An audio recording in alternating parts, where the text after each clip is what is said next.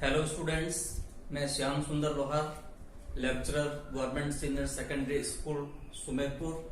आप सभी का क्लास 12th के अंदर हार्दिक स्वागत। सभी को बधाई 12th क्लास में आने के लिए।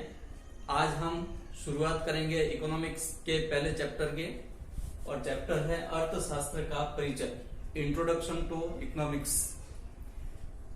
जैसा कि हम जानते हैं, प्राचीन काल से ही व्यक्ति किसी न किसी आजीविका पर निर्भर रहा। शुरुआत में यदि हम बात करें तो व्यक्ति जंगल में रहता था, उसकी आवश्यकताएं नगण्य थी, केवल पेट भरना उसके जीवन का उद्देश्य था। गुफाओं में रहता था और आखेडन यानी शिकार करके, हंटिंग के द्वारा वो अपने शिकार को करता था और अपना पेट भरता था। जैसे जैसे उसमें समझ आई, वो नदियों के किनारे रहने लगा, समूह में रहने लगा और कृषि और पशुपालन इस आजीविका को उन्होंने अपनाया। इस समय भी उसकी आवश्यकताएं थोड़ी सी बढ़ी, लेकिन बिल्कुल लिमिटेड, एक सीमितता के दायरे में थी। उसको केवल पेट भरना, जो वो कृषि के द्वारा जो भी अनाज उत्पन्न करता था, अनाज उसको प्राप्त हो जाता। पशुपालन, एनिमल हस्बेंड्री के द्वारा उसको दूध मिल जाता, दही मिल जाता। तो इस प्रकार से सीमित आवश्यकताओं के रूप में उसका जीवन स्तर आगे बढ़ता गया। जैसे जैसे सभ्यता का विकास हुआ, वैसे वैसे आर्थिक क्रियाएं भी बढ़ी। आर्थिक क्रियाओं ने इनके अलावा उद्योग, व्यापार और अन्य वाणिज्यिक क्रियाओं का रूप लिया। आज यदि हम देखें तो व्यक्ति की आवश्यकता बहुत बढ़ गई है। आज आपके पास में एक अगर एग्जाम्पल है कि कितनी आवश्यकताएं हैं, एक हम मोबाइल का एग्जाम्पल लेते हैं। आज के व्यक्ति की अन्य आवश्यकताओं के अतिरिक्त मोबाइल भी अति आवश्यक वस्तु में आता है। अब जब आप अपने हाथ में मोबाइल रखते हैं तो एक मोबाइल की दुकान खुल गई। उस मोबाइल के लिए आपको सिम चाहिए तो सिम की दुकान खुल गई। फिर आपको कोई नेट चाहिए तो अलग अलग कंपनियों ने आपको इंटरनेट प्रोवाइड करवा दिया। अब यदि आपके मोबाइल खराब हो जाए तो रिपेयर करने वालों की दुकानें खुल गई। फिर यदि आपको मोबाइल का कवर चाहिए तो कवर वाले की दुकान, एसेसरी की दुकान खुल गई। इस प्रकार से बहुत सारे लोगों को बहुत सारी आर्थिक क्रियाएं करने का अवसर मिला। ये सभी वाणिज्यिक क्रियाओं में आता है। जितनी हमारी आवश्यकताएं बढ़ी, उतनी ही आर्थिक क्रियाएं बढ़ी हैं। यदि हम अर्थशास्त्र के बारे में बात करें तो अर्थशास्त्र क्या, व्हाट इज एन इकोनॉमिक्स? आर्थिक क्रियाओं से संबंधित आर्थिक विचारों, सिद्धांतों और नियमों, इसका जो साहित्य समृद्ध होकर अर्थशास्त्र बनता है। हमारे प्राचीन ग्रंथों के अंदर भी अर्थशास्त्र का उल्लेख मिलता है। प्राचीन ग्रंथों में लिखा है, कृषि पालन पालय वाणिज्यम च वार्ता। इसके अंदर ये पहला प्रश्न बनता है कि वार्ता शब्द का अर्थ क्या है? वार्ता शब्द का अर्थ होता है आर्थिक क्रियाओं के लिए। हमारे जो पुराने ऋषि मुनि, बृहस्पति, शुक्र और कौटिल्य, इन्होंने वार्ता शब्द के लिए पशुपालन, कृषि और वाणिज्य, इनके लिए इस वार्ता शब्द का प्रयोग किया था। हमारे पुराने अर्थशास्त्रियों के अंदर स्वामी दयानंद सरस्वती, दादा भाई नौरोजी, महादेव गोविंद रानाडे, R.C. दत्त, रमेश चंद्र दत्त और M.N. रॉय प्रमुख है। ये प्राचीन हमारे अर्थशास्त्री हैं।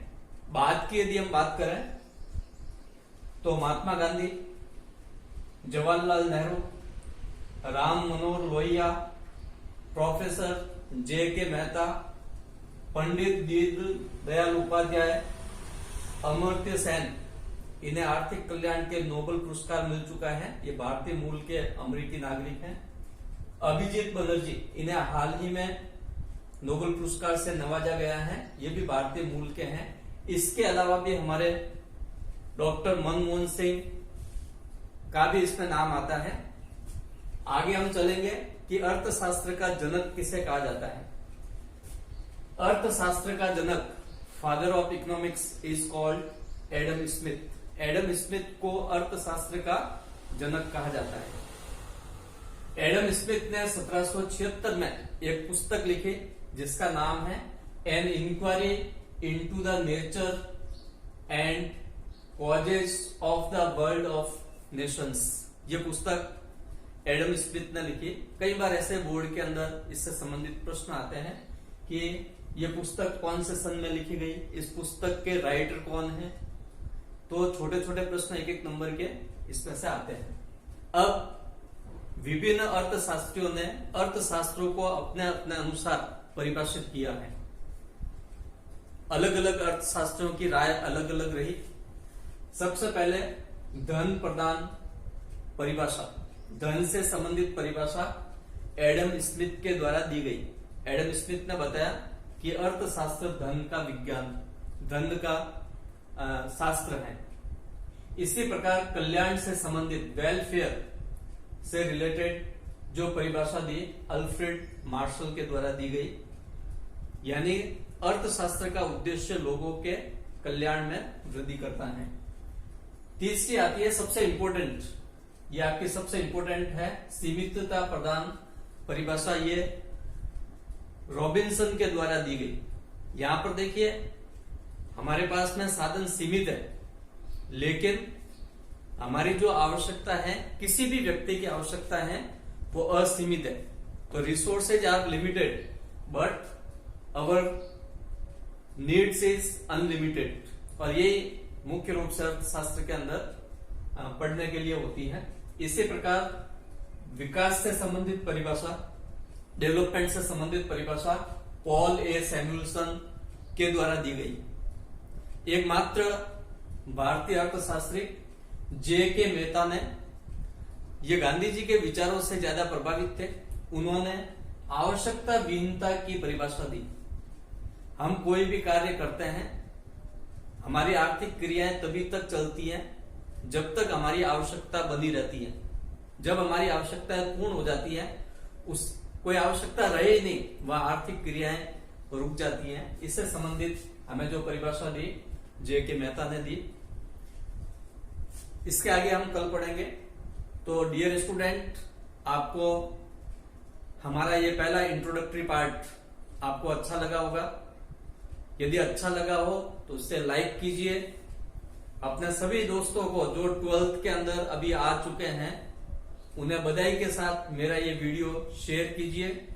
और अगला वीडियो देखने के लिए मेरे चैनल श्याम सुंदर लोहार को YouTube पर सब्सक्राइब कीजिए। तब तक जय हिंद, जय भारत।